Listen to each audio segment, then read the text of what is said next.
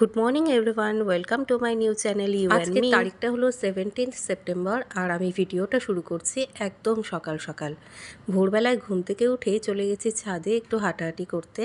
তারপর সেখানে একটু যে গাছগুলো আছে সেগুলোর ভিডিও করে নিচ্ছি। দেখো কি সুন্দর সুন্দর টানা দুদিন বৃষ্টির পর আজ কিন্তু একটু রোদ উঠেছে। আর এই দেখো আমার ফেভারিট রেন লিলি। এরপর আমি তোমাদের দেখাবো আমার ছাদের কমলা লেবু গাছে কত ফুল এসেছে। এবার মনে হচ্ছে শীতে বেশ অনেকগুলো কমলা লেবু রান্নাবান্না সেরে নিধিকে ব্রেকফাস্ট করিয়ে ওকে স্নানটাও করিয়ে দিয়েছি।